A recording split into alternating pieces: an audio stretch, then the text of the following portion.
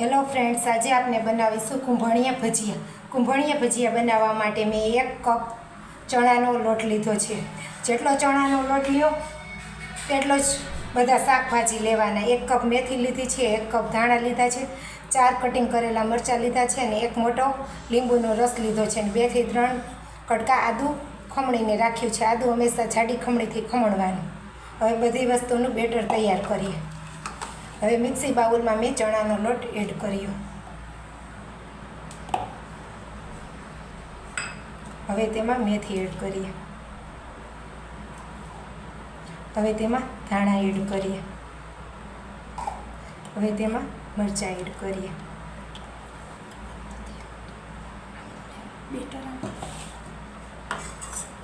હવે જે આદુના કટકા છે તેવી જ આવી જાડી કાણાવાળી ખમણી લેવાની, તેનેથી જ ખમણવાનું.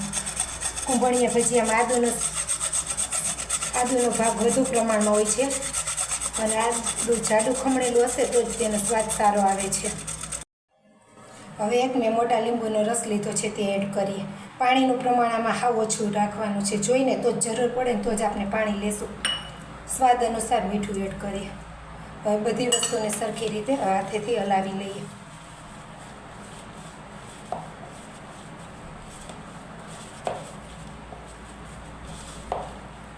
તમે જોઈ શકો છો આપનો લોટ થોડો ભીનો થઈ ગયો છે. પાણી થોડુંક જ જોશે. જો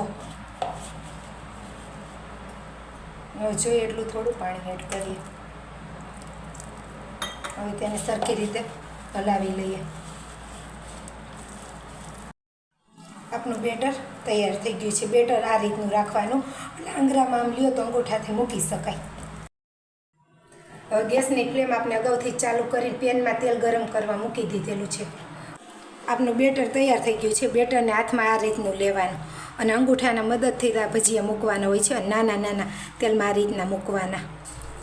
અંગૂઠેથી આમ બેટરને પુશ કરતું જવાનું અને બને ને એટલા નાના મૂકવાના, તેથી બધા ભજીયા એકદમ ક્રિસ્પી થાય.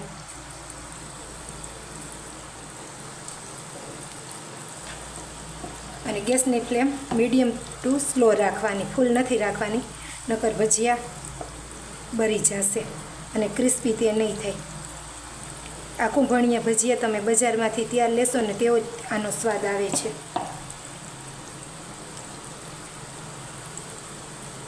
આ ભજીયા શિયાળામાં તો ખૂબ ખાવાની મજા આવે છે.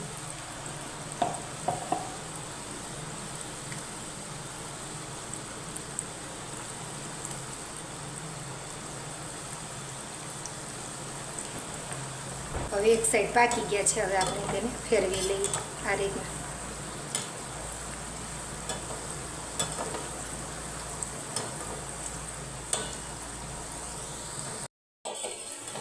સાત થી 8 મિનિટ જેટલો સમય લાગી ગયો છે. ગેસની ફ્લેમ મીડિયમ ટુ સ્લો હતી અને આપના કુંભણિયા ભજીયા લાઇટ બ્રાઉન કલરના થઈ ગયા છે અને જારામાં નાખતા પણ આ રીતના સરસ ક્રિસ્પી અવાજ આવે છે.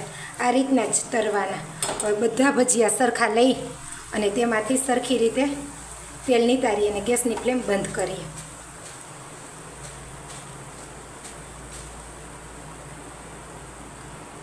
હવે તેને આપણે ડુંગળી અને હિંગ સાથે સર્વ કરીએ. ફ્રેન્ડ્સ, આ કુંભણિયા ભજીયા જોતાં જ તમને મોઢામાં મૂકવાનું મન થશે. ફ્રેન્ડ્સ, આ વિડીયો તમને કેવો લાગ્યો તે કમેન્ટમાં કહેજો અને તમે પણ જરૂરથી આ રીતની ટ્રાય કરજો.